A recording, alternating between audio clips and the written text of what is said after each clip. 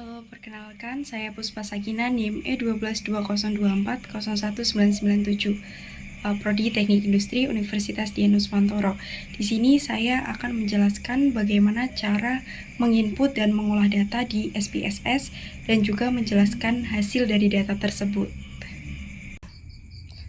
Pertama-tama kita masuk ke menu SPSS terlebih dahulu. Kemudian kita input data yang akan kita olah. Kemudian untuk tipe filenya kita ubah menjadi CSV. Kemudian kita klik open. Tunggu sebentar. Kemudian kita klik next, next, next, next, next. Dan apabila tampilannya sudah seperti ini, kita klik finish. Nah, untuk nama V1 kita ubah menjadi frekuensi. V2 kita ubah menjadi attack angle. Di sini saya menggunakan underscore karena kita tidak bisa menggunakan tanda titik, tanda hubung maupun spasi. Jadi kita menggunakan underscore saja. V3 kita ganti menjadi chord length. V4 kita ubah menjadi free stream velocity. V5 kita ubah menjadi suction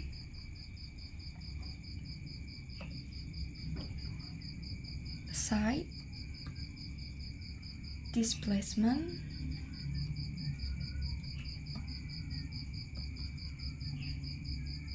thickness. Untuk memudahkan kita gini kan. Untuk V6 kita ubah menjadi scale sound pressure. Nah, untuk scale sound pressure sendiri pada kolom roll kita ubah input menjadi target. Untuk yang lain kita tetap biarkan menjadi input saja. Kemudian kita masuk ke analyze, kita klik regression, kemudian menuju linear, kemudian scale sound pressure-nya kita masukkan ke dependent. Untuk yang lainnya seperti frekuensi, attack angle, chord length, free stream velocity, dan suction side displacement thickness kita pindahkan ke menu independent.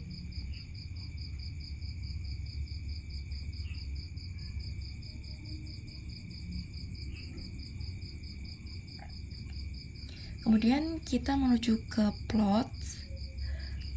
Untuk bagian CPRED kita letakkan di X dan ZRESID kita letakkan di Y. Kemudian kita klik histogram, kemudian kita klik continue, pindah ke save. Kita checklist unstandardized pada kolom residual. Terus kita klik continue, kita klik OK. Lalu tunggu sebentar, maka akan muncul seperti ini. Pada model summary, ini memberikan informasi tentang kualitas model regresi secara keseluruhan. Jadi ini ada pada kolom R, ini merupakan koefisien korelasi antara variabel independen dan dependent. Nilainya berkisar antara -1 hingga 1. Semakin dekat nilai ke angka 1 ataupun minus 1, semakin kuat hubungan linearnya. Di sini kita dapatkan R sama dengan 0,718. Artinya hubungan antara variabel independen dan dependen cukup kuat karena nilai R mendekati 1. Hubungan tersebut bersifat positif, artinya jika variabel independen meningkat, variabel dependen cenderung meningkat juga. Terus ada kolom R-square. Ini untuk mengukur seberapa besar variabel independen dapat menjelaskan variasi pada variabel dependen.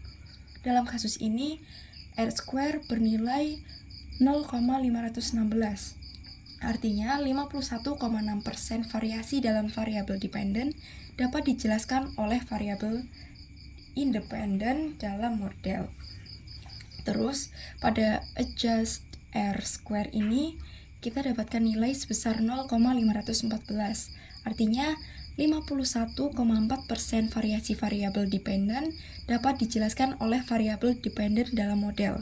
Nilai ini sedikit lebih kecil dari R-square karena mempertimbangkan bias akibat jumlah variabel independen yang berlebihan. Jadi regresi cukup baik dalam menjelaskan hubungan antara variabel independen dan dependen. Untuk standard error of the estimate ini, kita dapatkan nilai sebesar 4,810311. Berarti rata-rata kesalahan prediksi model regresi adalah sekitar 4,81 unit dari variabel independen. Pada ANOVA,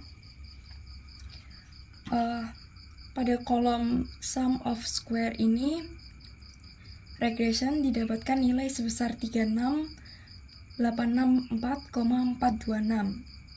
Ini merupakan variasi yang dijelaskan oleh model regresi. Sedangkan residual mendapatkan nilai sebesar 34616,087. Ini merupakan variasi yang tidak dapat dijelaskan oleh model. Sedangkan total sebesar 71480,513 ini merupakan total variasi dalam data. Untuk degrees of freedom ini atau DF pada regression didapatkan nilai sebesar 5. Ini merupakan jumlah variabel independen dalam model. Untuk residual didapatkan nilai 1496. Ini merupakan jumlah observasi dikurangi jumlah parameter dalam model. Untuk nilai 1501 ini merupakan total observasi dikurangi 1. Untuk mean square ini pada regression didapatkan nilai sebesar 7372,885. Ini merupakan hasil dari sum of square regression dibagi dengan DF regression. Sedangkan pada residual didapatkan nilai sebesar 23,139. Ini merupakan hasil dari sum of square residual dibagi dengan DF residual. Untuk kolom F sendiri ini merupakan model regresi secara keseluruhan. Jadi nilai 318,633 ini merupakan hasil dari mean square regression dibagi dengan mean square residual. Untuk nilai signifikan sendiri didapatkan sebesar 0,000. Karena nilai signifikan kurang dari 0,05, artinya karena nilai signifikan kurang dari 0,05, maka model regresi signifikan secara statistik. Artinya, variabel independen secara bersama-sama mempengaruhi variabel dependen. Untuk koefisien sendiri, pada frekuensi unstandardnya terdapat nilai sebesar minus 0,001. Ini artinya setiap peningkatan frekuensi 1 unit akan menurunkan scale zone pressure sebesar 0,001 unit. Pada attack angle didapatkan nilai sebesar minus 0,422. Jadi, setiap peningkatan 1 unit attack angle maka akan menurunkan scale zone pressure sebesar 0,422 unit. Pada chord length didapatkan nilai sebesar minus 35,674. Jadi setiap peningkatan 1 unit pada chord length akan menurunkan scale zone pressure sebesar 35,674. Pada free stream velocity didapatkan nilai 100, maka setiap peningkatan 1 unit free stream velocity akan meningkatkan scale zone pressure sebesar 0,100 unit. Untuk junction side displacement thickness didapatkan nilai sebesar 147,292. Jadi setiap peningkatan 1 unit pada junction side displacement thickness ini akan menurunkan scale zone pressure sebesar 147,292 unit. Penjumlahan dari unstandard ini didapatkan hasil sebesar minus 50. Untuk nilai signifikan pada koefisien didapatkan semua variabel memiliki nilai signifikan kurang dari 0,05.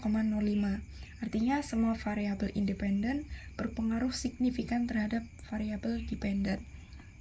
Di sini kita juga bisa melihat hasil histogram dari data di atas. Selain itu, kita juga bisa melihat scatter plot dari hasil data di atas. Sekian yang dapat saya sampaikan. Mohon maaf apabila ada kata yang kurang berkenan. Terima kasih.